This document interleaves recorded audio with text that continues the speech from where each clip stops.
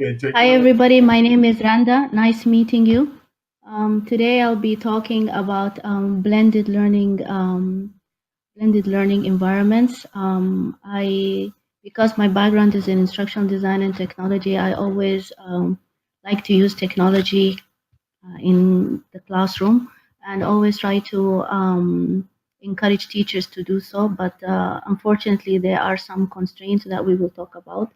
But generally speaking, as we all know, blended learning it deals with teaching the content part of it in the classroom, and the other part is done online. It's a very broad topic, and there's so many concepts to deal with. But I will try and focus on four on a concise, brief topics. Okay, so as I said, blended learning takes place online and some of it offline. How much time is provided online and offline usually depends on the teacher and the course or the curriculum that is provided. There are several types of models in blended learning, but I will talk about four main topics that I think uh, let me try and do that. Yeah, that I think is more relevant to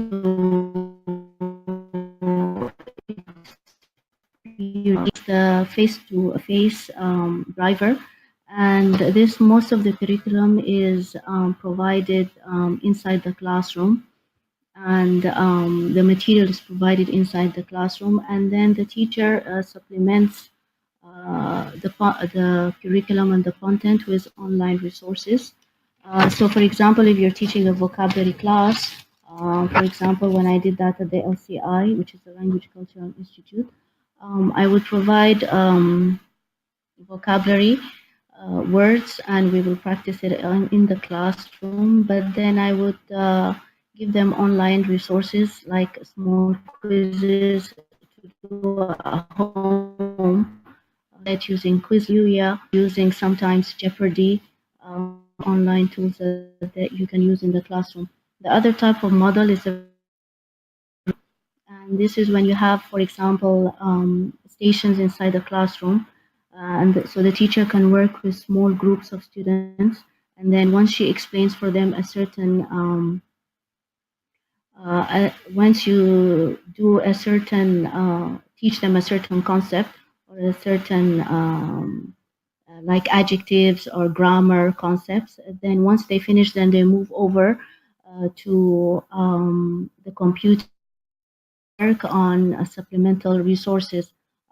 For example, with my daughter in her school, they would do, for example, IXL. IXL is a product that you can use also for math learning, but at the same time for English learning. So once you teach the students the content, then they move and do their own self-paced activities. The third type of model is the flex model. I really didn't see that a lot here in Kuwait or in similar um, Gulf states, but particularly in Kuwait, since I'm right now here. This is a very nice type of a program where everything is provided on site. All the content is on site. The learners, they learn about the material on site, but there's an instructor there, and it helps and supports small group sessions. So if you have any questions, then the teacher is there to help you with. I personally believe that this is very useful to do in classrooms here, because first of all, when you have a lot of students in one class, 25 to 30 students in one class, definitely not everybody can get the material or understand the material in 45 minutes classroom. So if you have a classroom where everybody can do his or her own work and then go to the through the material by himself or herself, then you get the instructor helping you on what you need help with. This will also help, for example, weak students who are always pressured by having stronger students. and several ideas like that. So with flex opportunity or flex blended learning situations, you can get a lot of individualized work and more more comfort with the students to have space to study by themselves. The other model, which is the online, it's really the online lab, and this is what we know deals with a lot of online content. So instructors give the provide material through recorded videos, audio and video, conferences and discussion forums and emails, and so the entire course and teaching is done online. The problem is this, that this is very prevalent in the States right now, but unfortunately in our cultures, this is still an ongoing process. In fact, several times if you open job posts, you will find online, online MA is not acceptable, online CELTA is not acceptable. So there is still a lot of constraint within the Middle East regarding online programs.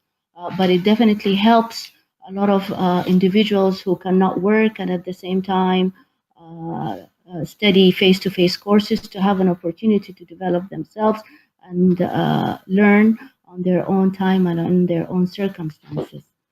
Um, Blended learning is it's very beneficial for students. There are several reasons to do that. You can get a lot of wide access to resource material. You can provide real-time feedback to the students and know their progress.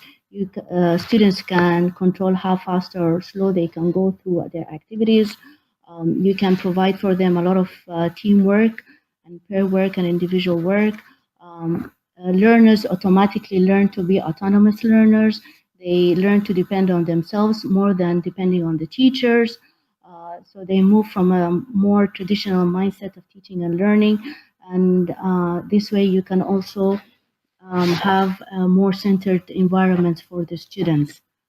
Um, of course, like any other concept, there's a lot of constraints. There's many constraints with blended learning in our environment, but I chose maybe four constraints that I think are in particular a problem for some teachers. First of all, it's time consuming. Many teachers tell you, well, it's a lot of time. We already have to plan outside in the classroom material for our students.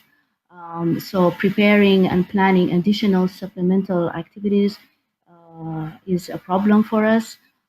And then they have to learn how to upload material, how to manage the material online. And so this takes a lot of time for them.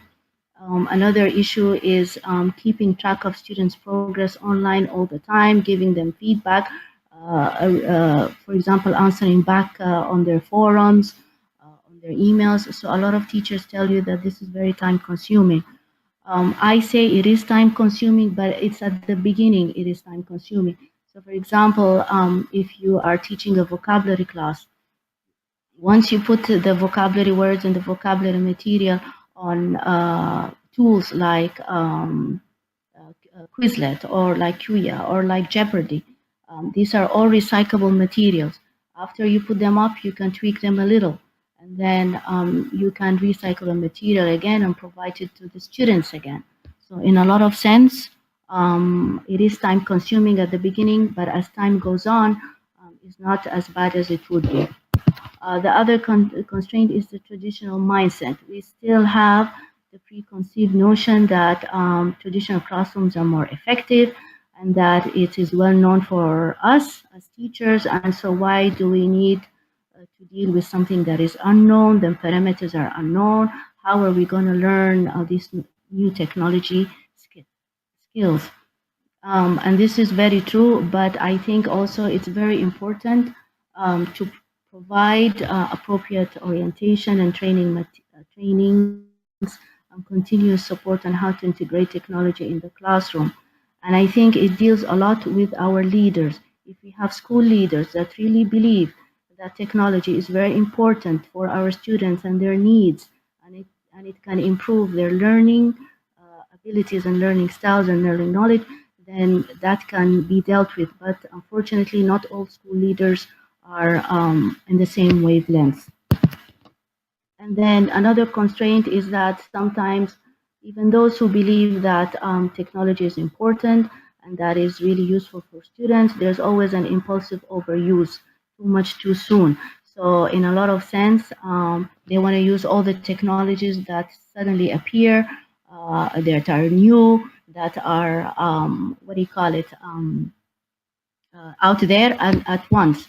No, we are saying no, you do not do that. Please, what you try to do is just try to find about technologies that are very, very easy to use, user friendly, I mean to use. And so that as a start, until they learn how to use it, then maybe you can use more sophisticated technologies. But first, start very user friendly technologies. And then the last one, which brings us to the problem that we're always facing, and this is that it's always the concentration of adapting to technology, how to deliver, and not what to deliver. It is important to choose the content first, and then based on the content, you choose the appropriate technology for it, and then you choose how it will be used and in what context. So it's not about the technology, it's about the content, and then based on that, you use the technology that is suitable for what you are teaching. And thank you so much for this, and I hope I made sense.